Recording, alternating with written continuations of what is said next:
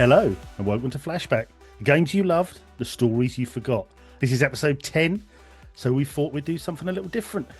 We're going to do PS2 must-plays. We're picking 5 games each, discussing, so we hope you enjoy something a little bit different. It's basically, if someone was new to PS2, or someone's getting into retro and buys a PS2, we're going to do 5 games each where we think these are your first games you need to buy to enjoy that system. I'm RGT, and I am joined by the gaming guru, the retro reminiscer, the greatest cartridge blower of all time. It's the wonderful UCP George. How you doing, George? Yeah, I'm good. I didn't think it was that kind of show. I see you slipped in an innuendo there. Wow, it depends if you take it as an innuendo. I mean, this is a retro show, and we love blowing cartridges. And I'm the king of it. You are the king. Happy. Right. Fine. Least we know. Good job the PS2 is disc-based. So Yes. it's all about basically spin-a-rooneying our way into that beautiful, Spin, sugar. sexy little sleek bit of Sony goodness. I'm fired up for this one. I think it's a different take as a little bit of a special, and I'm interested to see your pile of goodness. I'll tell you one thing, RGT, one thing I will say, and I'm sure we'll say this will be the takeaway soundbite of the episode. As we were preparing for this show, I sent you some pictures. You said do a stack, and I went boom. Or it could be this stack, boom. Or this stack, boom. Or this stack, boom. Or this stack. PS2's got so many good games.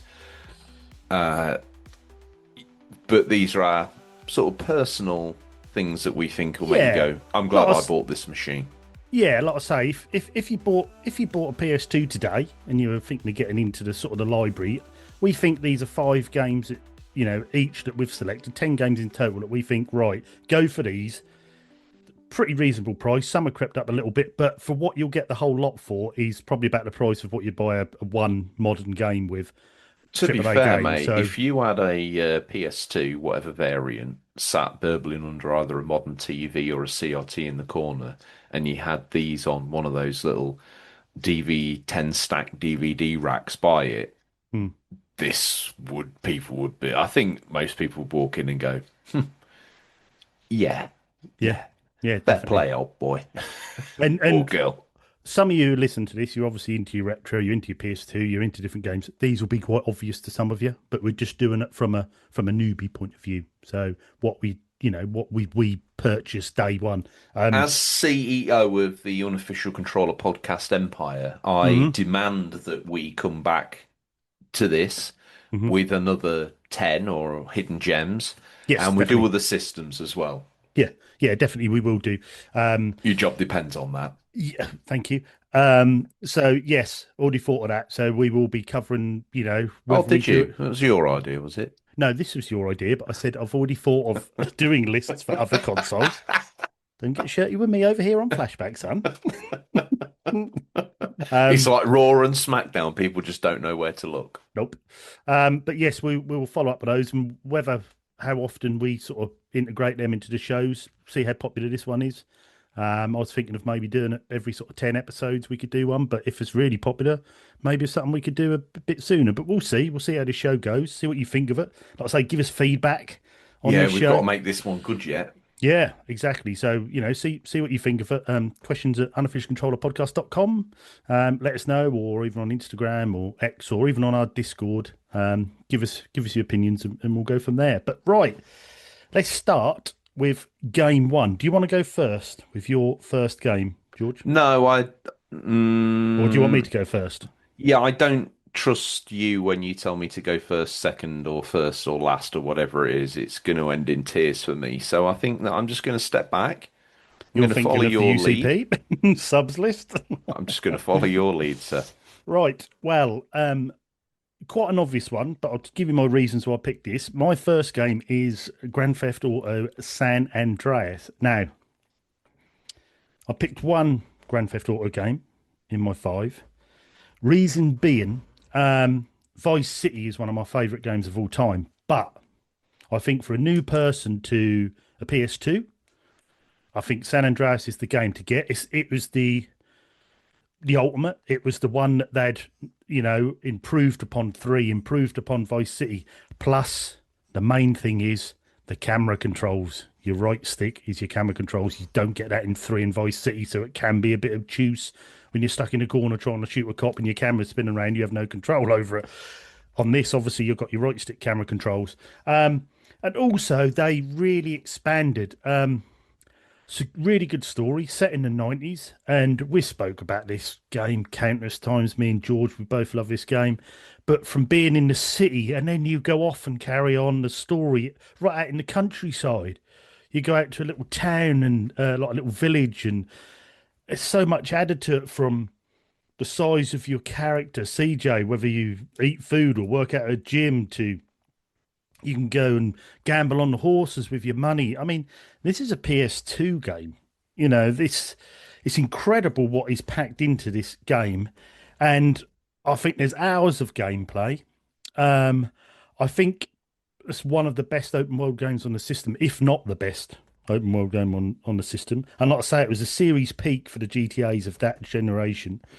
Not only that, you can pick this up between £5 and £8, depending on where you go. I mean, if you go to pick it up a car boot, it's quite a lot of times you'll see it at a car boot because it was such a popular game. There's a lot of copies about.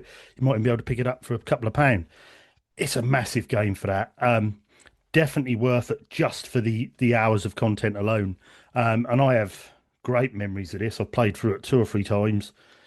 Never got bored of it. It's got the gangland system as well, which even adds more depth to the game. Sometimes can be a bit annoying because it is quite tough at times. But overall, I think, like I say, it's the peak of GTA on the PS2. What do you think, George? Yeah, I think I'm going to agree with everything that you said. I think that it is the definitive GTA experience. 3 feels a bit old and empty.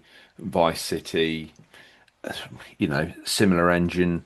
Obviously, they're all on the same engine, but nowhere near as well executed. By the time you get to San Andreas, with the map the way it was, the 3 cities that you had to explore, Mm. the soundtrack that kind of fitted each different region that you got to as well. There was always a predominant radio station that fit the area, like K Rose when you first get jumped out of your main Mm. city. And it got me, as always, GTA gets you listening to music you never thought you'd ever listen to. I think it's a, I think it's easy to get a bit carried away with GTA San Andreas, but I'm going to do it anyway. I think not only the definitive open world experience, because show me a game that does anything better than this. And people laud Vice City, and I always say, yeah, but compared to San Andreas, it's not even close. That's But just nostalgia and 80s yeah, nostalgia yeah, kicking that's a in. lot of what it is. I mean, Vice City is a great game and really took from 3 and expanded in an 80s world, Absolutely no and detraction for nailed it it, there. really nailed it. But Yeah. when you actually go back and if you mainline Vice City now, it's a very short game. It's there's not actually that many missions in it. We live streamed it a few years ago for the UCP. We were working our way through the GTA games on the remasters, and it is quite a short game. It surprised me how short it was. But obviously, back in the day, you done the rampages, you done all the side missions, you wanted 100%. There wasn't the trophy, so you had to keep checking in your menus and stats, the 100% thing. That was where the time came.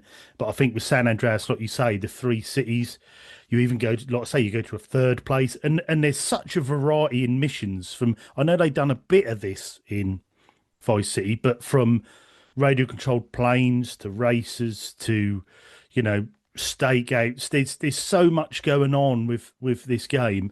And even then, I still remember. Don't forget the much forgotten thieving mechanic. Yes, yes, where you have to No one make sure ever they. remembers or talks about that, but that was a No, whole sub-game mini-genre within the game. yes, It's kind of lost on people as a little bit of a mission, but it's actually something you can repeat you again can, yeah, and yeah. again and again. It's a game that keeps on giving. Every time you take another bite-sized chunk and you think, oh, I think I've had about as much as I can handle here, and it just gives you something else. Like I remember when you first get to the desert area and they then sort of give you the airport, and that's kind of the natural time to learn to fly at that desert airport and Mm, everything like that. Because up until then, if you'd wanted to, I'm sure you could go nuts, spawn an airplane and do whatever you like. But if you follow the storyline through, it was really only then, round then, that you were getting your pilots doing those things from that air and then flying through the desert with the And the sort of first GTA game you could fly in as well. You had the Dodo in Vice City, but you couldn't really sort of fly it properly, could you? I think in 'cause you, three.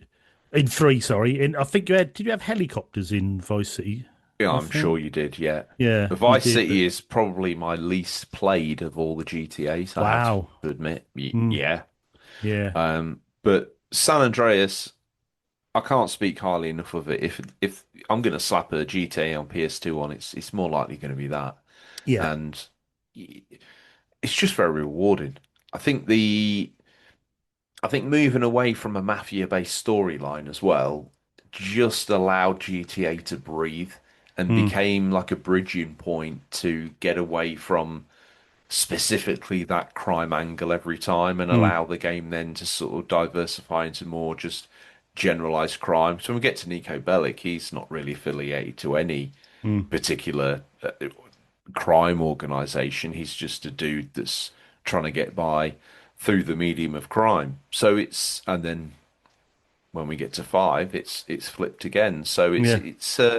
I think this game specifically, San Andreas, was the one that laid the blueprint for the 3D era, and then the HD era, and then probably what's to come next. Mm. They really, really did perfect it with San Andreas. Like I say, from camera controls to even the size of the open world. And I know they've done some very, very clever trickery with the devs, very clever devs. But even then, I wasn't even that tech savvy back in the day when this came out. But I remember playing it, thinking, how is this on a PS2? How is a game with a map this big on a PS2? It blew me away then, and it still does now. I think it's a hell of an achievement and a great game to have for such a cheap price.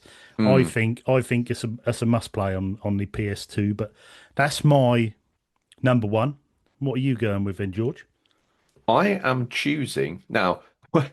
First of all, what really follows the best game on PS2, pretty much.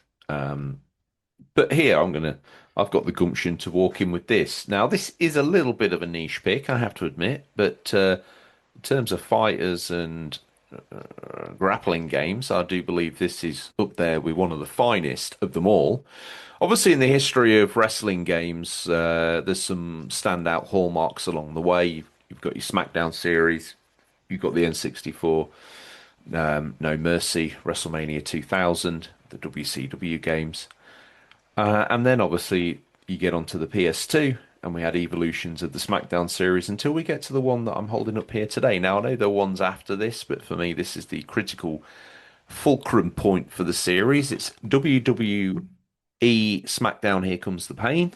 You'll recognize it because Brock Lesnar is on the front of it. I've got a particularly mint copy here in front of me, but I'm being disrespectful with it nonetheless. Um, for me, this is up there in the pantheon of the best wrestling game. Um, I think in terms of ease to play nowadays, this is probably the one that you would probably default to. It takes a little bit of a while to pick up the controls, but at the time, this really was a singular change which slowed the in-ring action down, made it more impactful. I remember the first time I ever saw this game. I was, for some reason, mixing with some army chaps, and we were needing to waste some time. And I see a couple of lads. And don't get me wrong, I've been a video game nerd my whole life, and obviously a wrestling nerd as well. And I look over on this TV and I thought, oh, bloody hell, they're watching wrestling. Get a little bit closer. No, they're playing wrestling. What the hell game is this? I couldn't, like, what is this? What is this? What is this? What is this? I was all over it like a rash. Couldn't believe it. I was watching Brock Lesnar, I think it was, fight The Undertaker in the Hell in the Cell and then all the way up the side of it and on top of it. And I was literally blown away. The character models in this were particularly great. It captures like the last bastion of a good era in WWE as well. So if you're into wrestling games at all or wrestling in any way, you'll know about this era. Those that aren't, there's a great little fighting game I think in there for everyone. I've always enjoyed the more tactical fighting game elements a wrestling game gives you.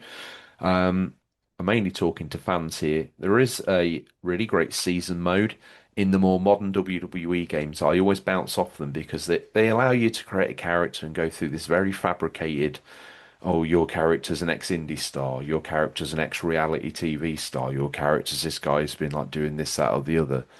And it's a very formulated way of going into the game. Totally jives against me. If I want to make a character, I don't know, that dresses like a ghoul, none of these real rhythms fit the character I want to be, or they never quite feel right for me. They're very cliched. Whereas in this game, SmackDown Here Comes the Pain, it's the last of the good eras where you can go in, create a character, and they throw almost randomly generated storylines at you to play through as you bid to Mm. get titles and bits and bobs. So obviously a little bit of a niche, but I've thoroughly enjoyed this. Spent many hours on it. Even to this day, I'll flick that on and have another churn through the season mode as I urge ever closer to wrestling dominance. Mm. You can create your wrestlers, myriad of different things you can do, many different layers. There's entrances, all that sort of stuff. So you can literally make the character that you want to be. But one thing I think I must praise this one for is that you can go through as one of the wrestlers from the time. So you don't have Mm. to turn up as Johnny Fart Pants or anything like that. You can turn up as Brock Lesnar if you want to. So much to be said. RGT, you're the statistician. Mm. Not only do you like crunching numbers, you've been and chased these prices around. What Yes. have you got for me on the in terms of WWE SmackDown Here Comes the Pain, if price is a hallmark of quality in 2026? Well, you can pick this up for sort of £5 to £8. So, yeah, and I think eight being a real decent copy. So, bargain really for from what you. I mean, I'm not interested in games, so I have no history of these. But from what you're saying, it sounds quite an in-depth wrestling game. It sounds there's plenty of hours to have there if you like doing that sort of custom character, which I do like in games. Yeah, it sounds very good and a bit of a bargain I for that. think we spoke off air. I think for a random PS2 sports game to be coming in at £8 when it must have been, and the Mm. same for San Andreas, printed Mm. in massive bulk quantities like that, and must be in the bag of everyone who purveys to have a PS2 and play it on a semi-regular basis. I mean, it's the game Mm. to have. Yeah. Obviously, over time, a lot of these have ended up in bins and rotten cupboards and lofts and garages and whatnot, and maybe the few that survive out there push these up to £8, which Mm. is yeah, that's to me it was a surprise. Some of Mm. these mass-produced games that are good, the good news is because they sold gangbusters, you can have top 10 of the very best games on PS2 and still have change from what, 60 quid maybe RGT? Yeah, probably. Yeah. Yeah, not far off. I mean, some of these games are cheap. They are cheap, and it still amazes me that they've stayed that cheap. But like you say, PS2 sold a lot of consoles and they made and so, if there's a good game on it, it sold a lot. It sold a lot as well. So It did. that there's still quite a few out there. But no, that's a great first game from you there, George. Very interesting. That's what I like as well. Less, you know, yes, some of these people will know and say, yes, that's the obvious ones to go for. But then, you've done ones like this. People probably wouldn't think of Here Comes Like the as Pain, as I SmackDown. said, So, this top five, if you'd asked me a week ago, it would have been different. hmm Like I am in the PS2 ecosystem a lot at the moment. If you mm. ask me next week what my top five will be, it'll be different. Yeah. And we can, and like I say, we'll do these again. We can, if people like these, we can do another five we can recommend because me and George both have quite substantial PS2 collections. We have a lot of history with the machine. So we know quite a few, quite well, we know a lot of games on the system. Plus, we can do a Hidden Gems one if you want to do a Hidden Gems one on here. So, I would love. I think that once we get out of what I would consider like the top 10, I think we are into like slightly more obscure titles, and I'd love to talk about those. yeah, definitely. Definitely. Right. Well, we'll go on to our second choice game. Mine is this surprised me for how cheap this is, but I have gone with Jack and Daxter, the Precursor Legacy. First Jack and Daxter game, Naughty Dog as well, which has got their stamp of quality all over this game. I think graphically, for what it is beautiful game, very colourful.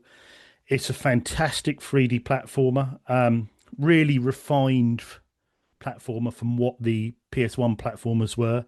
You know, when you'd gone from a Crash Bandicoot to coming on to a PS2 and playing Jack and Daxter, the that almost open worldness, how smooth the graphics were, how it played was brilliant. And this was a brand new IP at the time, Jack and Daxter, but it's got combat elements as well, which is really good. Obviously, it's a good story. You've got your story mode. Obviously, Jack doesn't speak in this one, but you've got your No, he story mode. doesn't. Does No, he? no, he don't. No, The era of the silent protagonist. yeah, and also we couldn't get a word in edgeways with Daxter, but He was a um, great foil, to be he was fair, in the brilliant. PS2 era. He was brilliant. But also, there's the collector bits, collectible side of the game as well. So you can go off and collect your bits and pieces and your side bits. But I think there's good variety in the missions. Obviously, the games went on to Jack 2, Jack 3, and then people didn't like Jack 3 and that quite so much. But I just think from where it started, this is brilliant. Not to say in my notes here, I've made lovable characters, even though Jack don't speak. You feel at one with him. He's brilliant, and Daxter on his I shoulder, argue. he's just superb. And it is really good quality game from Naughty Dog. And not only that, you can pick this game up between £1 and £3. If you go to CX over here in the UK, the second-hand game store, you can pick this game up for £3. I mean, it is a no-brainer. I yeah, I absolutely love this game. I think it's one of my favourite all-time 3D platformers. Um, it's just one of them that's got enough story to keep you interested, but the gameplay elements are so good, you want to keep going back to it. And it's not too hard to learn. So it teaches you things as you go along, but it's not mad with combos or anything like that. It's just a really good free 3D platformer. Yeah, I could play this again and again. And also, it's sort of one of the games that got my wife into gaming. So, really good. What about your experiences with Jack and Daxter then, George? Um, I came to it quite late. Probably thought I was a bit too big a boy to be playing those games. Mm. But I would say that for me, we talked on the main show about how sequels don't always kind of cut it for me because there's something about the pure essence of the first one that maybe gets diluted or needed to be changed to promote Hmm. sales in the second and third game. I think that exists here. I can't imagine the Jack of Jack 3 or Jack 2 rocking up back here at the in the precursor legacy world. You know, Yeah, hi dudes. Like, yeah, well, you can talk and now you're a badass. yeah. Uh, You've evolved a bit. yeah, wow. I Character development wise, from mm, a Naughty Dog point of view and studio development wise, obviously the evolution into Jack 2 and 3 is for the betterment. But for me, this one captures the raw image of what I think the game really should be about. Not only is it, in my opinion, the best Jack game, but I also think it's the best 3D platformer on PS2. hmm Sly's okay, but it's a now Jack does have its moments, don't get me wrong, hmm but it can be a little bit high input volume for Sly. mm, And I think Ratchet and Clank is just a slightly different game. I see that more as a run and gun game. The platforming in it is on rails and minimal at best. You're not. yeah, It's yeah. not It's too aggressive. Whereas in Jack Precursor Legacy, you still have levels that are assembled very much mm, like an old school 3D world would have been, and you've mm, got your different terrain types, snow, etc. I like the game. I think to progress, you have to be very clinical in your collecting up of the precursor orbs, though. I mean, you can't leave. You can't just decide to leave one. mm, You're like, damn it, no, okay. So I've got to ride. I've got to get them all. yeah, Oh, yeah. And I know all to get right you at then. him. Yeah, so that's very old school for its sort of progression in a way, Yes. but I haven't got many too many gripes. I think the charm is definitely outweighs the pain in this game. A lot of games from this era, and I can speak for that, so I've been playing them more recently in a bid to be nascent during our talks on Flashback. Not all of these games have aged as well as you think they might have done, but No. this one has, Mm, yeah. and yeah, great choice. Yeah. Yeah. I just I've tried to sort of Oh, cover a shout out to the manual, which is a map, which is also really mm, cool. yes, yeah, brilliant, really good. Make sure when Um, you pick it up that you've got that in there, because a lot of the time it's probably still stuck on the teenage boy's bedroom wall 20 years ago where it once was. yeah, probably. I thought it'd been painted over by now. Yeah, Um, probably. um, yeah, like I say, I've tried to vary it up a bit, and I thought if I'm going to put in for literally five starter games for a PS2, if I'm putting a platformer in, start with Jack and Daxter. I think it's got platformer, it's got a bit of combat, it's got a story, it's got a bit of Like I comedy. say, I can quite happily speak for the other two sort of hallmarks, and don't forget there's still a litany of other ones that we Mm, dare or dare not talk about. 3D yeah. platformer wise on the PS2, it was kind of rampant with them because Mm, much like 2D games were the sort of fodder of the 16-bit, a lot of those still then found their feet on 32-bit systems as mm, well. mm, And I think this sort of transition from the 32-bit systems to, oh, imagine this on a PS2, mm. Spyro as an example, everyone was like, yeah, Yes. this is money for sure, right? So it was obviously the evolution for these things to take on, but yeah, this one has aged really well. Yeah. Nice, slick, fun for all the family as well, which probably can't be said for the latter Jack and Daxter games. No, no, exactly. Yeah. And like I say, this is, really got my wife into gaming Jack and Daxter, and she loves the games for it because of, it teaches you, especially at the start of the game, teaches you what to do, but in a very more basic, laid back way, and you learn as you go. And it just sung to her, and really helped her to get into controls and game controllers. So, Holler back to us on the Discord as well, because I do believe in RGT, you may know this because it sounds like you're way more connected to it than I am. I do believe it's one of the games that has progressive scan on PAL consoles. I think you might be right, actually. Um, I will look that up while you're doing your second choice game, George. Oh, right. Okay. You're just going to leave me to talk to myself. Well, here we go. Okay. It's like a little mini solo. Well, many years ago, in 1979 to be precise, a small movie, sort of cool indie movie, really, in a way, came out called The Warriors. Now, the PS2 is full of movie tie-in games of varying quality. There are some good ones. But I think in terms of the ones that stand out, um, the one that stands head and shoulders above them all is The Warriors by Rockstar Games. From the Oof. very minute that this game opens up, and you have the menu of the Wonder Wheel and the subway and the music and the recreation of the CGI scenes from the original movie. Now, this game is a prequel played around the build-up to the moments that you see play out in the 1979 film. Quite why Rockstar chose to pick a movie at that point that was pretty much lost to late night BBC Yeah, Two. always amazed me. I knew about the game before I did the film. Yeah, exactly. Late night BBC Two Filmdrome critic showings where you'd have to stay up until sort of 1 in the morning, watch a half-hour documentary, and then set your video to record so you could get a copy of The Warriors for yourself recorded off the telly. But all in all, you take on the role of several characters within the Warriors. The Warriors, here's as an example, is the name of a gang set in a 1970s New York riddled with colourful gang violence. Um, Seems playful in a way, but does end with cuts, scrapes, and stabbing. So it's not Mm. exactly giving some dude a wedgie down at the bus stop. It's serious drama, Mm. RGT. It's a very good, very, very good game. Got that sort of GTA bully engine with it as Well, well. what And I like about it is, as you say, and this is what I was going to get to. You think when you pick this game up, Rockstar PS2, it's just going to be GTA. Well, actually not. I no, find the Warriors and a game that you may hear us talk about shortly, Canis Canem Edit, aka Bully, everywhere else where common sense saw out reason, is to me feels like a progression towards something that's a halfway house between the GTA games that we were having on PS2 and what we would eventually end up getting on 360 PS3 in terms of GTA 4. The characters seem larger, more in screen, more detail. There's one thing you can say about lesser so in the Warriors, but more Canis Canem Edit is that the world feels more detailed.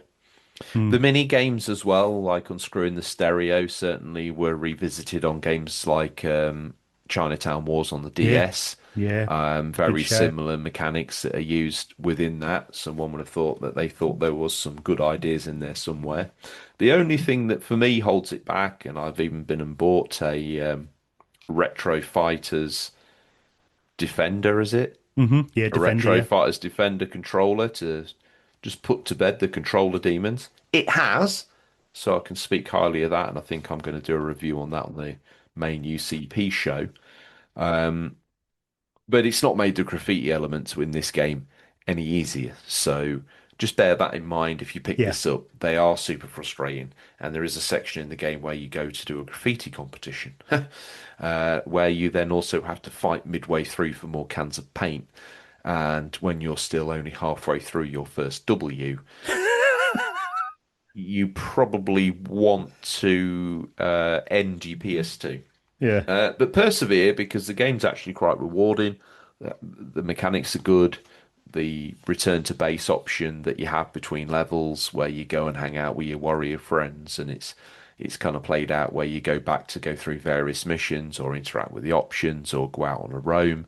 It is actually really fantastic. So I must speak for this game. It's the full package. It's definitely the ultimate tribute to the Warriors movie, and some would argue probably the best film tie-in of all time. Mm. And I'll stand by that actually. No, I think you're right. Like I say, RGT price-wise, where are we at with the Warriors?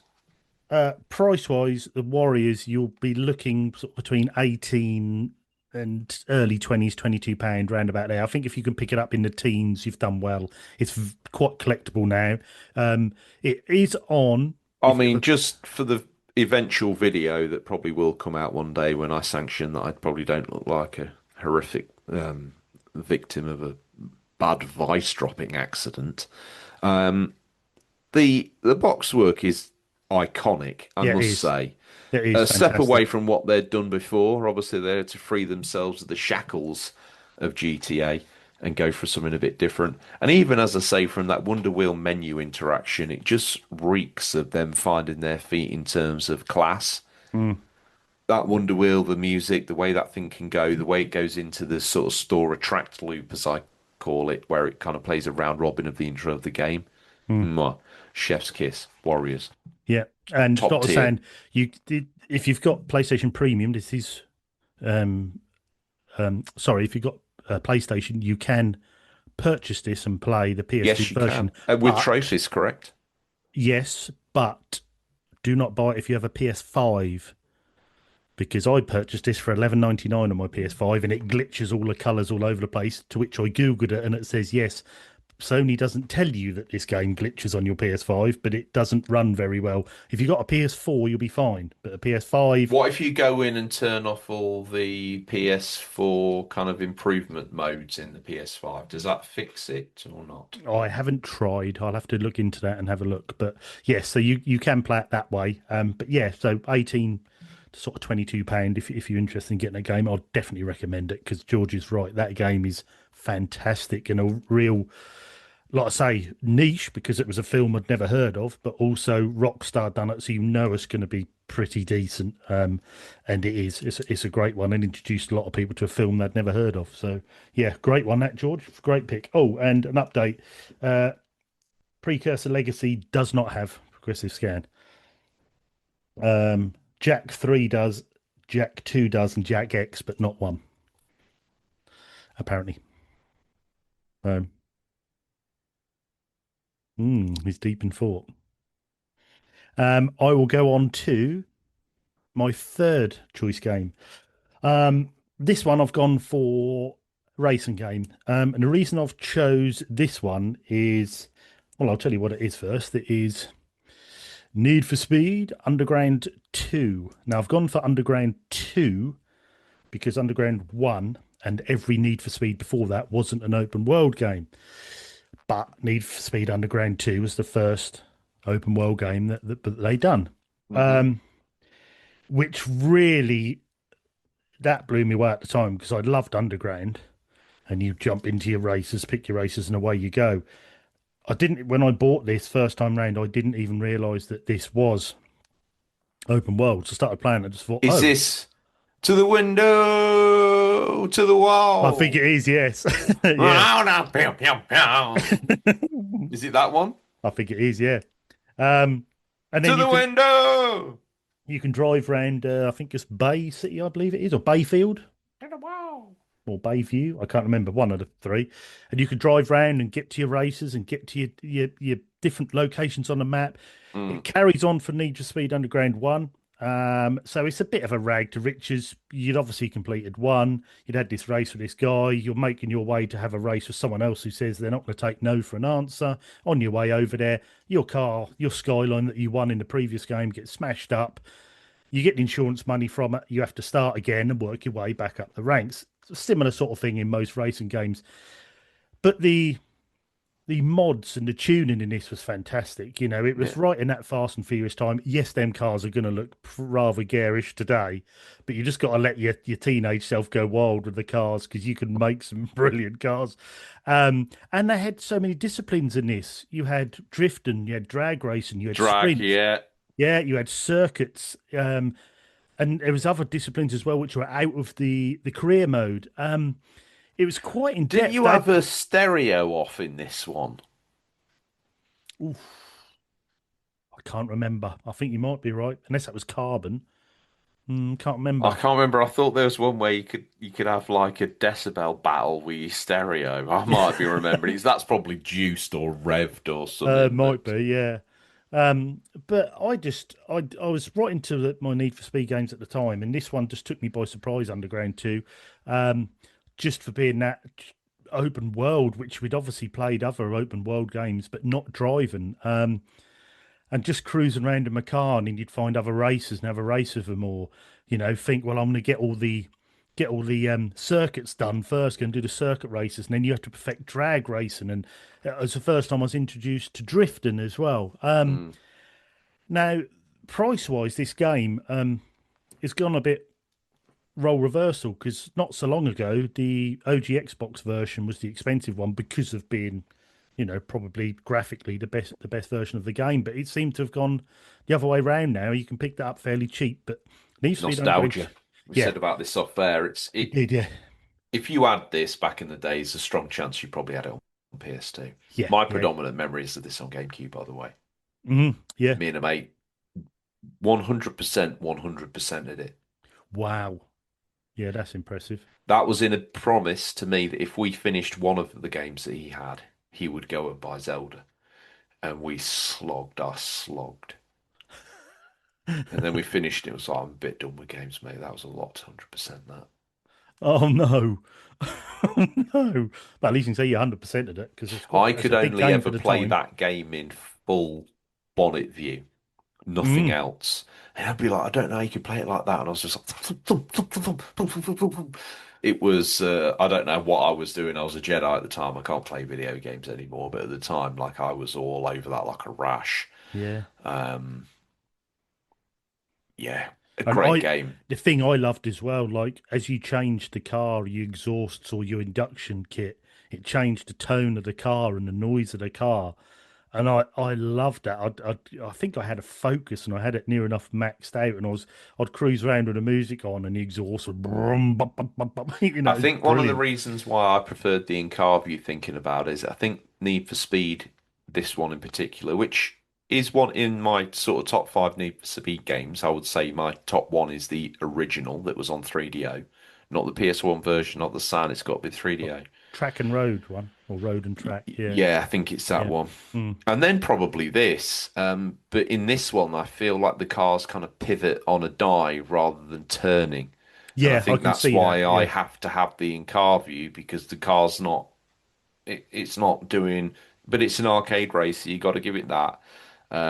And it's a bloody good one, good choice. Music as yeah. well, like I say, to the window, to the wall. It's got all those Yeah, good tunes in it's of there. the era, and it'll take you Yes, back. It's a nostalgia trip. Great racing game. The racing's good as well. The cars all change as you customize them, suspension bits and pieces. You can really add and it's rubber change the banded cars. though. I do believe Need for Speed 2. Yeah, so many of the racing games were a generation. Which you benefit from yourself in some of those catch-up races where you feel Yes. like in. I didn't know about rubber banding at the time, but there were times when me and my mate were playing it where I was like, yeah, I feel like a god. I feel like a Yeah. driving god because you're just reeling them in like 2 seconds, 3 seconds, 4 seconds. Like, If you yes, actually look at your map, the arrows stop, the triangles where you're catching them pretty up. Yeah, much. yeah, but I mean, even Mario Kart to this day is still rubber banded. There's still a Yeah, certain and amount of do you it know in. what? It keeps the field tight. It makes you on. It keeps you honest in first place. Exactly, it Yeah. really does. So, but yeah, if you want to pick that up, that's about 15 to 18 pounds. A bit of a higher end for the PS2, but definitely worth it for the amount of play you get out of it. Great game. Can't recommend it enough. And like I say, probably Good game, good game, good game. one of my favourite drivers on the system. So, what's your third choice then, George? Um, my third choice is talked about earlier, so this isn't really a surprise, but here's my copy. It's the PS2's Canem Edit Oh, by what a Rockstar. game! What a game! What a great game. A game that I only played 3, 4 years ago for the Yeah, first I remember time. me and you talking about it, and I was saying you need to play this game because it is absolutely And superb. I played it all the way through, got it, played it all the way through, thought it was absolutely rip-roaring time. Even versus modern games, this game still holds up. The graphics to me are that one step beyond the rather sort of crude-looking GTA graphics. When you see the town that's fully realized that you can skate around. But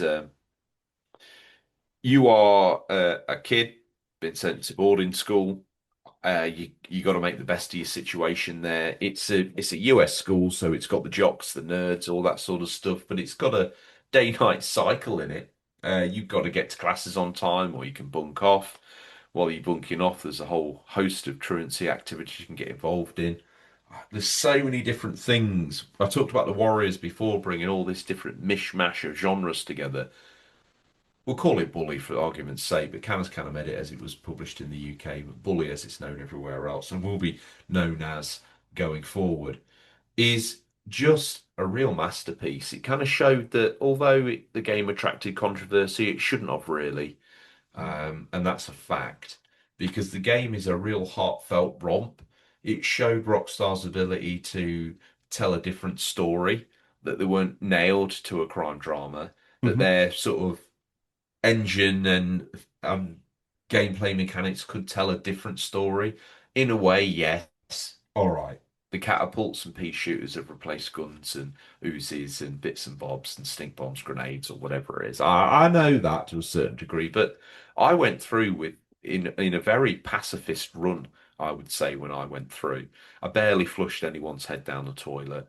Um, the game's story is quite nice. It unfolds quite nicely of some daring It's do great within the pacing, school. really great Um, pacing.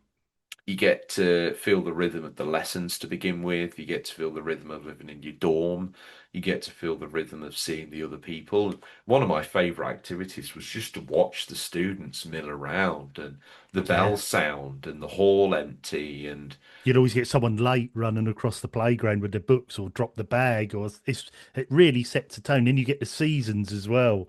It's It's it is just fantastic and it gives you those kind of real kind of American school vibes, especially if you're not from America, obviously. mm, This felt like my high school in a way. It gave me that vibe that maybe I've always wanted.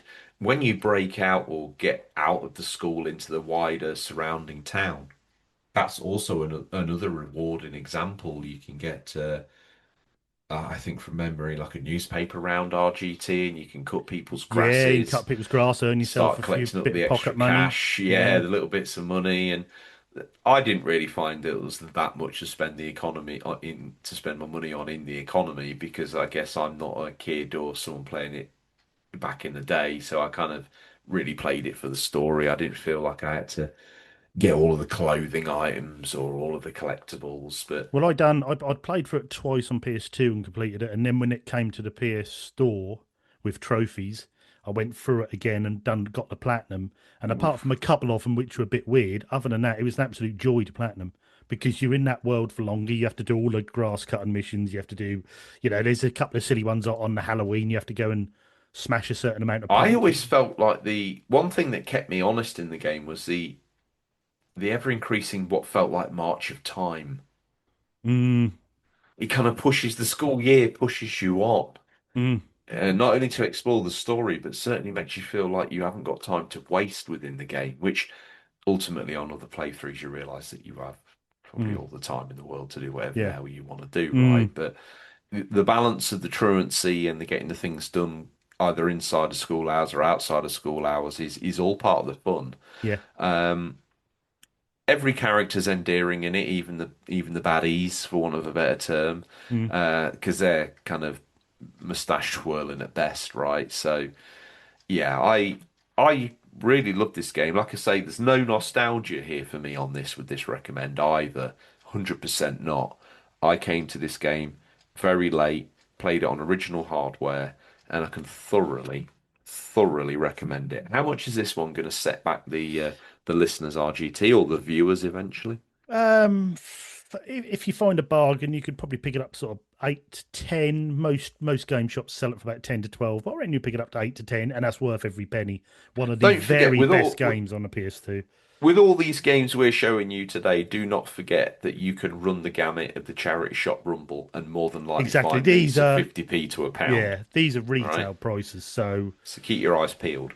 definitely, and that's a great choice. That game, Rockstar, please, you should have made a second one, or please make one because it's a I brilliant game. I argue different. It's that far behind them now. As much as I would I say think I now, want yeah, it, it makes that one even more special. And because it's it totally does. playable and it's done in a graphical style that really hasn't really aged that badly, or maybe even shifted into a realm where it's kind of timeless in a way. And I think the problem was at the time it was set up for a second game. You could have had college with Jimmy and all the rest of it. It was set up for us. They never apparently they were making it, but they never went down that road. But yeah, absolutely brilliant game. I think that would seem a bit too obvious because then what next? The uni years, Mm. and then you do a prequel where is it primary? You know, where can Rockstar be seen heading with that, really? Yeah, I know, but I think we'd have all loved another, like they did with GTA, make another game, maybe make a different version, but see it from someone else's eyes. But yeah, great, absolutely brilliant pick. What's Must next have. out your bag of joy, RGT? Well, my fourth choice, I went down a bit of the old survival horror route, bit Ooh. scary, based on a film again, bit like your Warriors. I have gone with The Thing. Recently had a bit of a little paint up remaster on the PS5 and other platforms. I chose this, a lot of nostalgia with this game. Me and my mate loved playing this game to the stage where he had to help me because there was one bit where we had to crawl for a loft and I got stuck in this loft. And do you think I could ever find a way out? There was literally just a door that you just went through. I couldn't find this door, but anyway, he helped me and we went on and finished the game. So many good memories of this. The Thing was always a film I really enjoyed. Everyone always says,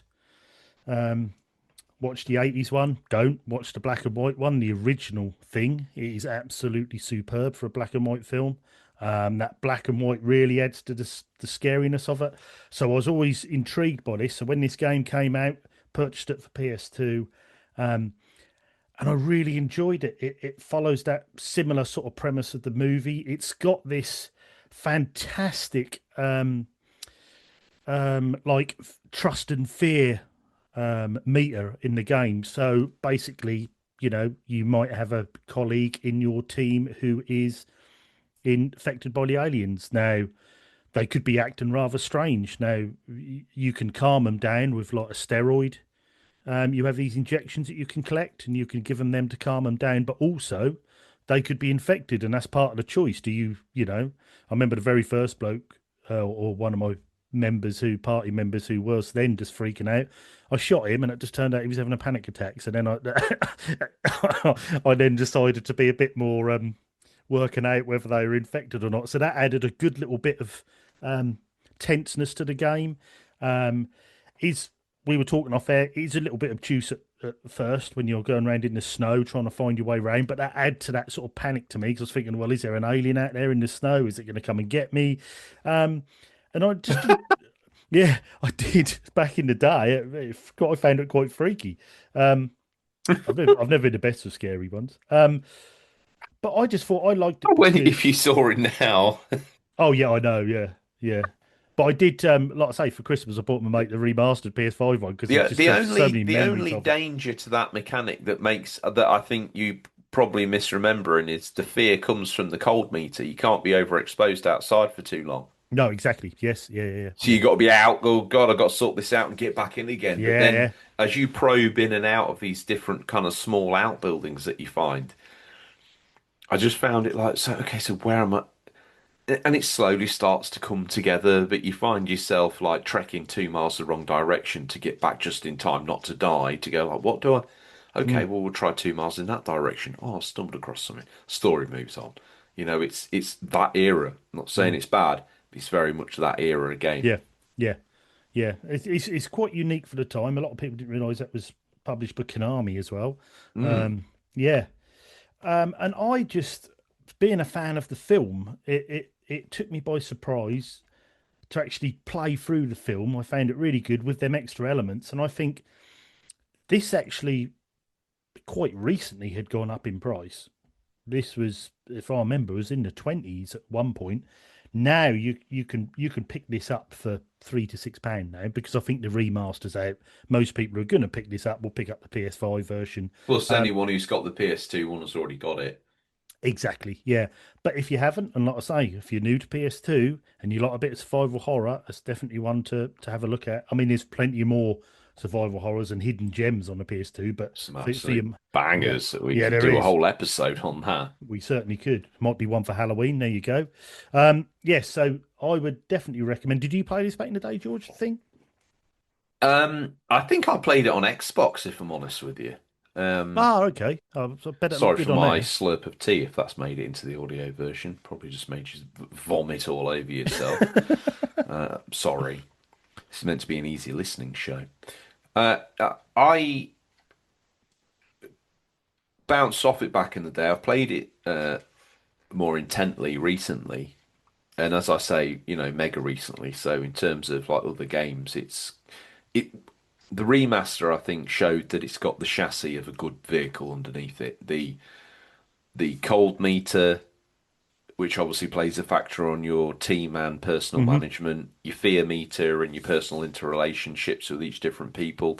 And you're talking the smallest thing will make the difference in your trust with these people, Mm, like walking into a room with your gun out or yeah, letting someone that you might not necessarily think makes any sense to have a weapon. So they're like, oh, okay, so he does trust me, kind of thing. Now, whether the thing or not, there's a lot of mind games going on, and there is. as Yeah. in both versions of the Thing movie, and I think it's a little bit like, I think we might have talked about this recently. I think it's a game called We Are Werewolves, not only like a board game, but I think was turned into a PSVR game.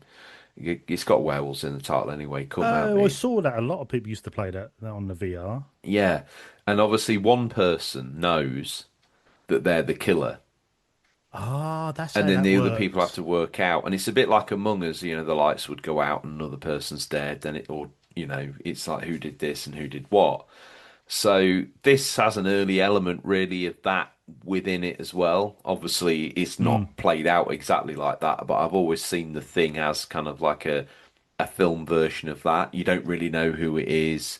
mm, The audience, in a way, are as sort of unwise to it as you are, as they are in the movie and in the game, vice versa. The player is completely like mm. immune to what's going on here. They don't know. And Um, that's why I love this game so much because they could have just done this as an action game, go through, play through. They didn't have to add these bits in, but it really no, that was their way of doing it, like the film, to get you on edge, to get you second guessing your teammates and well, I who's. suppose the good news for us is what more could they have done? If this had been made in the 16-bit era, you'd be fighting different versions of the thing on every level, from one Mm, foot ones to 6 foot ones. So yeah, this wasn't like the movie or possessed guys on one mm, level and then go through and end up fighting like a 20-foot one that you fight in a space elevator or some garbage. But the mm, the PS2 allowed you to try and at least give some authentic experience, which mm. I've always admired the thing for. Yeah, yeah, brilliant. Yeah, I think it's great recommendation. If you like, if you're into your movies, you like the thing movie, but also getting into your PS2 and a lot of bit of survival horror, then definitely grab it, especially while it's so cheap at the moment. But yeah, that Mm. was my game four, which was the thing. Over to your next pick then, George. Well, over to me for the real driving simulator, specifically number four. Oh, Um, to me, this is probably to this day still my favorite Gran Turismo. I know that you could get at me now and say, "Oh well, the physics are better now," and blah blah blah, and it's got more cars in this still version. so playable though, But that this game. game is just for me the most beautifully presented. Unlike most PS4 games, came in a white case as well, which really stood out. It looked fresh on the stores when it was new. This is a nostalgia show. So this thing sat glistening next to blue-topped PS2 games or black-topped PS2 games and next to GameCubes and Xboxes. And there was something that was just so fresh and unique in 2003 or 4, whenever this came out, where a white box with this white iconic box art was beyond anything else. That was part of the allure. Putting it in, obviously, I'd played other Gran Turismos before. Putting this in, you got to the menu screen. You had a movie, obviously, that you get through, and you get to the menu screen, which is just laid out in the most beautiful way. The menu sounds within this just sounds so nice, so calm. It's got a great little photo section in it where you can take pictures of your car in what at the time were high def backgrounds, much like the modern day Gran Turismos, and take pictures of your cars at different locations all around the world. Mm. From memory, and I think it's on the back of the manual, this is just a little nod to nostalgia. Yes, you could get an Epson printer that was officially compatible with the game, that was a photo printer. I saw one of these in a Mm. charity shop about 18 months ago, and I very nearly picked one up to see if I could get it working. Because in terms of obscure PS2 accessories, because obviously this wasn't sold as a PS2 accessory, it was sold as this Mm. photo printer, but it was compatible with printing the photos of your cars from Gran Turismo 4. I think I might look into that just for fun. I But think it's, but that proves how confident they were with the yeah, game because it looked for a PS2 game, it looks absolutely yeah, stunning. That we got game. a little bit of a bum deal, I'll be honest with you, because in every other region, this is one of the games that you could get running or force running in progressive. We didn't get that mode here. Sadly, it's one of the games that would have really benefited from it, and they got the option everywhere else. It just got locked out in the PAL version, so that's a shame. But if you're playing this on a CLT, I play it on a modern screen. It still looks fantastic. And then you say, hang on, George, hang on, you talked for this long all about a driving game. You've not talked about how it feels. Let me tell you now. This game to me feels through a pad as good as any of them before or since. Mm. You could sit down with this with a Bluetooth adapter and someone put a modern controller in your hand and you'd be having a blast. You would barely differentiate it. Hmm. Like yeah, the graphics look a little bit washed out now compared, but in the right moment on the right replay, this game will blow your socks off. Um, Well, and also it's you've got to remember, you think the generation before we had games like Driver. Look at Driver's graphics and then look at GTA 4, and yeah. you see the Oh, massive leap it was a of, light years leap. I oh, agree. unbelievable. And the breadth, length and breadth of the cars, the length and breadth of the courses. As always with GT, once you get in a bit of a rhythm with it, the AI is not really going to pose that much of a threat, sadly. But do you know what? Play it on harder difficulty, start doing some of the later tracks. It's even got like a driver manager mode in it. The whole thing is Yeah. just absolutely top tier. It looks great if you want a game to show off your PlayStation 2. I mean, every single one of the games that we've mentioned today, that I've certainly mentioned, SmackDown, Canis Canem, aka Bully, The Warriors, Gran Turismo 4, and my next game, they're all games that definitely graphically push your console as well. So if someone's come around and say, "Why are you still carrying that black old piece of nonsense around?" You can go, "Hang on a minute, Hmm. hang on a minute." Poof. That's why. And people go, "Wow, And also, I that's think actually impressive." G, GT4 is one of them games that is, even though it's over 20 years old, it's one of them games where you can still get lost in it today. You could put that on, and the hours of fun you can have and upgrading your cars and getting the different races. There's many other car games before and since have tried that same format, but they always seem to get almost a bit boring as you get further in them. But they don't with GT. They seem to have There's something about them. something It always about feels very GT. classy. Yeah, there's something about GT4, as I mentioned. The menus feel classy, but they do. Even though you've got loads of cars and they're only in a menu, and the only time you ever really have any bonding with your car is in the garage section where you see whatever car it is you've got just hidden behind like a roller shutter door. Yeah. But it doesn't matter because the sense of ownership of the cars that you buy and own within Gran Turismo 4 specifically, maybe there's a hint of it with 3 with the oil service and all that sort of gizmos, and the way that was shown and portrayed. But to me, GT4, you feel like you own the car. You feel like you're making the mods that matter for you within the cars that you've got. Like I've got cars that I just don't mod, and they're just my motors. And then I've got cars that I've modded for Mm, racing. So it's nice to have. And I've had this game since it came out to now, and I've got the same save file that I've had since that's then. incredible.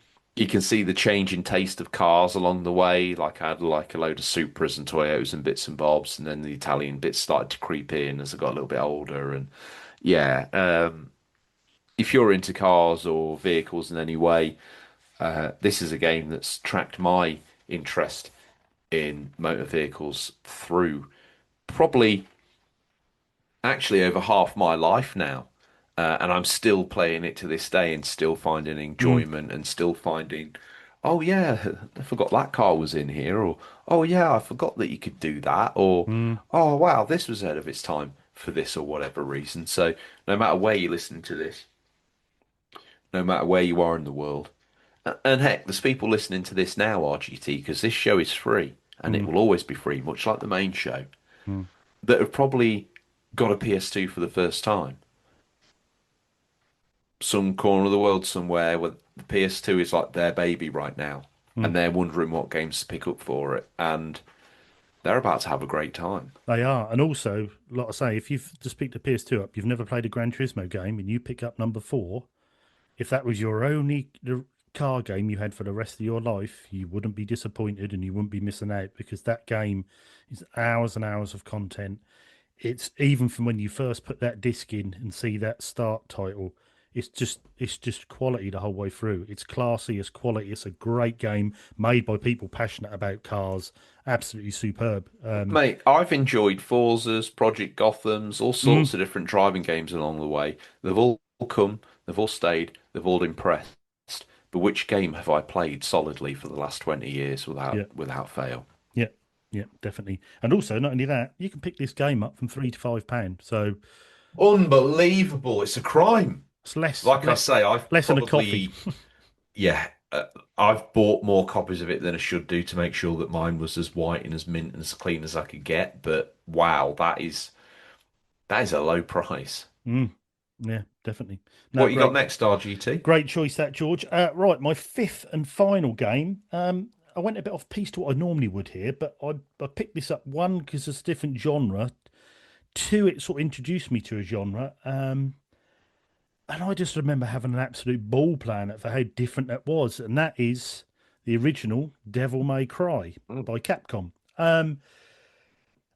This game originally started out as a concept for Resi 4. Um, Yes. and then that was not really where they wanted to go with that, but because of what they'd done, they carried it on into a new IP, which was Devil May Cry. It's got a bit of a convoluted story. You play Dante, however you pronounce it, Yeah, and you're you like do. hunt, yeah, and you start off in an office, and you're sort of a demon hunter, and you get put into this world because you're trying to find whoever killed your I saw him as mother a and father. male Buffy the Vampire Slayer, if that makes sense, if it Very, helps very them similar. understand what Yeah, it's like. Yeah. yeah, very, very similar. But it had that. It's an action adventure. It had sort of a hack and slash combat that you could use combinations with. So Mm. because each level was classed as a mission, and at the end of it, you were graded at the end of each mission from S rank to A, B, C. So you could go back. There's replayability. It almost reminded me when I first played it. It was like an action adventure 3D Castlevania. It had that going from room to room in different Yeah, yeah, areas. it did. It certainly. If this had been on PS1, it would have been a lot more Resident Evil. It would have been a lot more kind of on minutia in a way. Exactly. Yes. But here, it took me by surprise because of how frenetic and ranked and skillful the combat within the game is seen to be. Yeah. I thought Like that that was. is the real crux of the game, Yeah, isn't it? it's a Really. genius sort of thing to do because I was, especially games at the time, I'd play to complete the game, do the career mode, and the game was done. Bang on to the next game. But this had something where you'd get to the end and think, oh, I got an A rank. I could have got an S on that.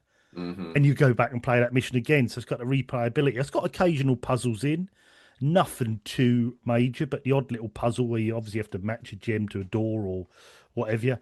The combat I found brilliant. That's the first time I'd sort of played this style of, I say hack and slash, but there's a lot more skill to it than that. Get your combinations going, and once you started mastering those combinations, it was very satisfying to play. Once you got good at it and going into different rooms and facing these enemies, it was something very unique, that I hadn't played before. And I think as many games have done this sort of style of stuff since, but I always find that Devil May Cry is probably one of the first. We'd had hack and slash games on the 16-bit consoles and blah blah blah, but I don't think we'd had anything like this. It was almost arcadey graded, but you had to perfect it. It was with a story as well.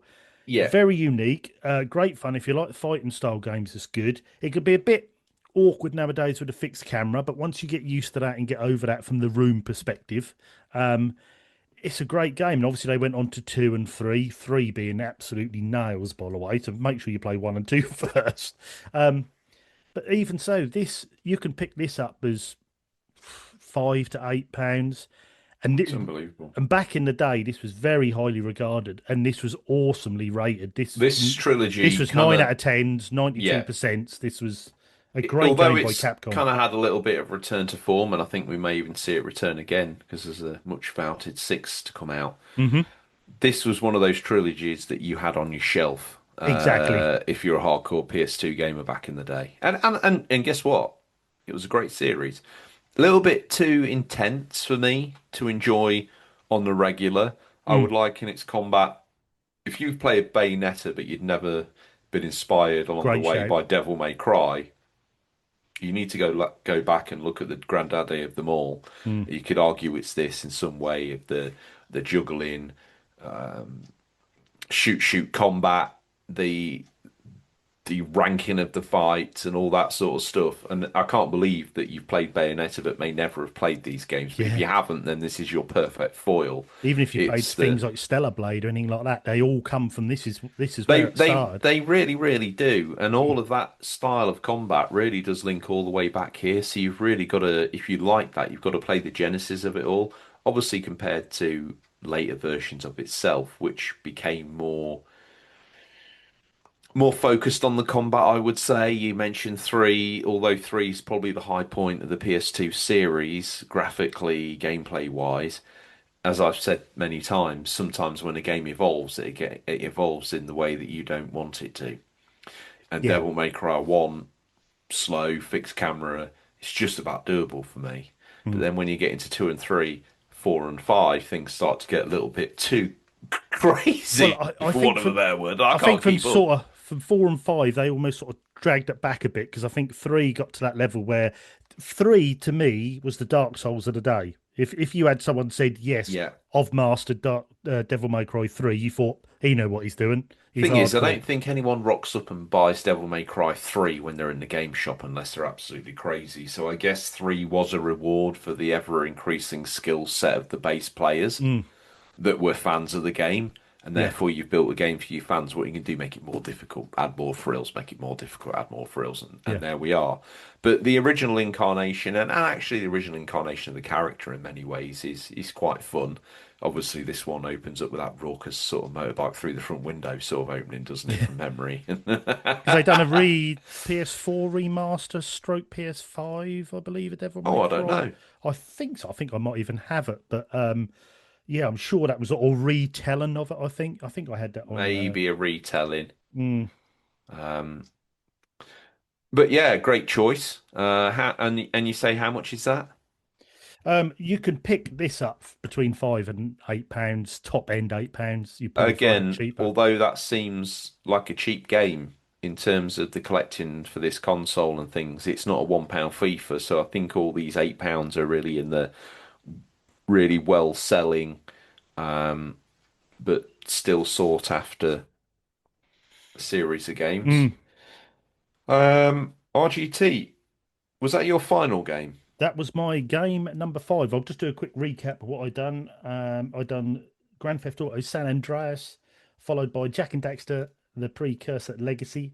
Then I done a bit of Need for Speed Underground 2, then followed up by The Thing, and I finished with Devil May Cry. So what's your, oh, I'm eager to know, what's your Well, we'll fifth give them a quick rundown. and So final? far I've touched on WWE SmackDown Here Comes the Pain, The Warriors, Can This Can I Edit, aka Bully, Gran Turismo 4, and my final game for all of you raging nostalgic nerds is for the PlayStation 2, Oh, God of War 2. This is a special edition, but don't let that persuade you otherwise. This game is absolutely brilliant from the moment you turn it on. Now, this was a time where the PlayStation 2 was actually going head to head with the just released Xbox 360, and many people were hemorrhaging left, right, and Chelsea to go get Microsoft's newly released yet pretty impressive, incredibly graphically next gen machine. In fact, if any machine harbored the word next gen, it was the Xbox 360 mm, during this era. But enough of that. So, what did PlayStation do? Well, they brought out a sequel to their much beloved God of War game, the first God of War game. And this sequel hits hard from the minute it lands and never stops. Graphically, this game will make you wonder what the hell you're doing. The game looks absolutely exquisite. Now, I'm not talking God of War Ragnarok or anything like that, but for the PS2, and even when through the lens of the kind of game that God of War was then, this game still holds up. without doubt. Massive creatures, big zooms where you go from being full size in the screen to being a tiny little dot one minute the next. And that's one of the things I always loved about God of War, that you controlled him as the camera pulled back, Mm. and it really set the scale of it all. The combat is visceral, it's gritty, but it's easy to pick up. It's probably one of those classic phrases of hard to master, but you can get good at it pretty quickly. A lot of it's timing, a lot of it's QTEs in the boss section, so don't be put off. It's challenging, but it's not too difficult, so you're going to be able to enjoy this sort of rip-roaring yarn through Greek mythology. It's all wrapped up quite nicely. There's a little intro, and the way this game feeds into the third God of War game, it's really, really nice and a real nod to that original trilogy that they did.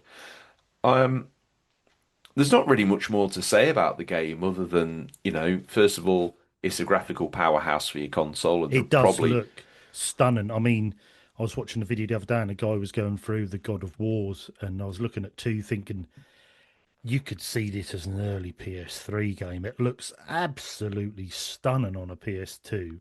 what I I mean, would they say is a really got real, that system singing for that game. absolutely, a real decent and final swan song for the console as well. Mm, mm, Um, One thing I would say, all these games that I've talked about, you can get working through your surround sound system if you've got one that will allow you to select Dolby Pro Logic 2. Once you select that, there's barely any differentiation really between the surround sound experience that you're getting in one of these games versus a newer one. hmm And all of these have that ability, but God of War especially, it's fantastic. It brings you into the world. You feel every punch and grind and sort of chain whip. Very dramatic as well, and it's set like a Really dramatic. movie. And I think It's that's one thing I look down at the games that I've picked out. They've all got that sort of wow factor to them in one way or the other, and mm, equally so for your games, mm, RGT, either from a gameplay point of view or a graphical point of view or a combination of both or some other interesting mix like your copy of the thing that you've brought. mm, Um, God of War was like the final swan song for the PS2, as I was saying, and a really nice way of ending, that era for Sony. One where that still to this day maybe get eclipsed by the Switch, who knows, but the best-selling console of all time. One that people have got a lot of nostalgia for. One that's got probably the biggest library of all time in terms of consoles. So there's a hell of a lot of stuff for us to wade through. Because I should imagine people are listening to this show now, RGT, and they're screaming at their devices or whatever it is, or walk into the shop, they've got the headphones in, they're like, I can't believe I downloaded this and they didn't talk about that. Guys, there's so many. These are our personal choices about the games that we And think this you is will just five enjoy. each. We can do 5, 6, 7, 8, 10 shows of this. If you I like could go this, off, grab a we can stack do of five, more. sit down and talk as passionately about those as I've done Yep. about these. In fact, I'd like to rein myself in because we've got time constraints. Mm. So it's a great system, RGT, and I hope that we've kind of whet people's appetites accordingly. Yes. I will just quickly go over and just say, God of War again is one of the little more expensive ones. If you look carefully, you could get this sort of £14 to £18, maybe at the low, Really? yeah, at lower end of the teens. But it's worth every penny of that I because of guess late release, late release. probably It's minimal traction by that point in time. very collectible. It's one of the best games on the system. Um, but yeah, check those out. So I mean, we had lots. I'll just run through them again. I had San Andreas, Jack and Daxter Precursor Legacy, Need for Speed Underground 2, The Thing, and Devil May Cry. George went with The Warriors, Gran Turismo 4, Bully, SmackDown Pain, Here Comes the Pain, and God of War 2. Um, Mm. there's 10 amazing games there. You add all that up and you're going to be 50, £60 maximum. Maybe even less if you're careful with where you buy from. And you've got a hell of a lot of games to play there on your PS2 and great ones. Um, Get in the comments section wherever you're listening to this. yes, If you're on YouTube, just drop us your top 10. I personally would love to get into the round with you to talk about that. I'm not very good on Discord, but I think I've just about nailed the YouTube comments. Although, if I've missed a comment, I'm sorry to anybody. But yeah, I'd love to get into the round with that, and maybe yes. we can evolve some of those maybe in a later episode or something. I don't know. Yeah, fantastic. Yeah, let us know what your games are, what you've loved. Give us your memories of the system. Like I say, you can either do it on YouTube comments when this goes live. You can either do it on our Discord, Unofficial Controller Podcast Discord, or you can do it over on Instagram or X, or I'm Retro Gamer Thomas on Instagram. You can message me, let us know. Um, I hope you enjoyed that. I've loved doing that.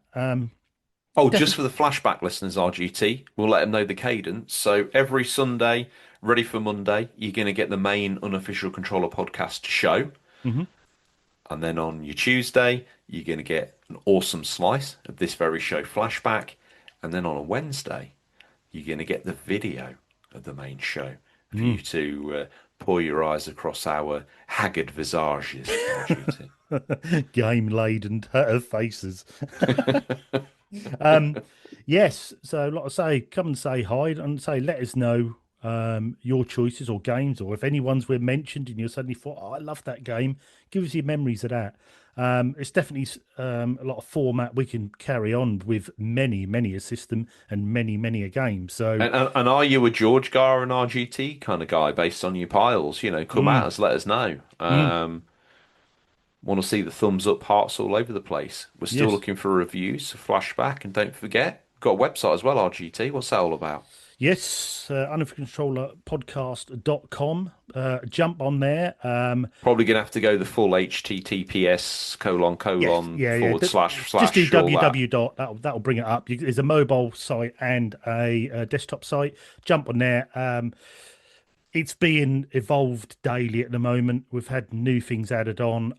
It's getting bigger and bigger. It's a great place to jump on and see a bit Quite of the us place to and go get the if you're into links. nostalgia as well, because you got your hidden Yes, gems. hidden gems Oh, on there. Have a look through. also, little bit of more housekeeping, if I may. We're refreshing the history of videos with a new thumbnail, a classic episode Yes. style. Captain Scarlet's working on refreshing our back catalogue, so we're going to keep refreshing those on a probably weekly basis if we can get the cadence right. Mm-hmm. So if you want to catch up on some of our more documentary episodes from the main show Yep. from season Definitely. 1 and 2, they can go get in there. So we're badging those up so you can find them nice and easy. Mm-hmm. Plenty to go at. There's plenty. Yeah, yeah. There's. you know, the main show's well over 300 shows now, so there's plenty of back catalogue there to enjoy and have a look at, and you know, especially those sort of retrospectives, and that were very good shows. So go back and have a listen. Like I say, we're now on to episode 10 here on Flashback. Although we do our usual format, our usual format. This is something we can do going forward on different systems. So let us know your verdicts. Let us know if you're already on the Discord. We have a little section for Flashback on there. So let us know if any ideas or what you thought of this show, what you thought of the format, and hopefully we can evolve it as we go. But thanks, George, for that. I absolutely loved that. That was fantastic. Me and you love talking games off air, so giving us a stack of games to talk about on air is, it's Most of our best content's never even been recorded, RGT, sadly. No, they haven't. We need to do some ramble shows, don't we? Yeah, I think we'd get there with Flashback. Obviously, we've got the format with the looking at the old magazines, but I think the odd kind of pivot into a console discussion or a favourites or personal top fives and top tens has got legs here, don't you? So we'll let us know. You might say, no, we hate it. We only came here for the magazines and you took those from us. We hate you. Wish death on your family until we get normal Flashback back. If that's the case, then we'll drop this like a hot stone. I'll blame RGT for its object failure and probably burn one of his family members. Yeah. That's a bit strong. Probably just a pet. That's happened before, so you know. It has. Yeah. Yeah. He was nearly dead anyway. So I needed punishing. So poor granddad. Anyway, yeah. Yes, thanks for listening. Thanks for downloading. Thanks for taking part. Thanks for everyone on Discord and who's enjoying the shows. Thanks for Carlos for always giving his little flash every week of his games he had in the era. So come on, Carlos. Show us some PS2 more of games that, yours. please. Yeah, it's Your nice to imports and interact. bits. Yeah, very good. And like I say, thanks, George, for joining me again. My pleasure. Absolutely brilliant. And just remember, everyone, Flashback, the games you loved, the stories you forgot. See you next week, George. See you later, everyone. See you guys. Thanks, RGT.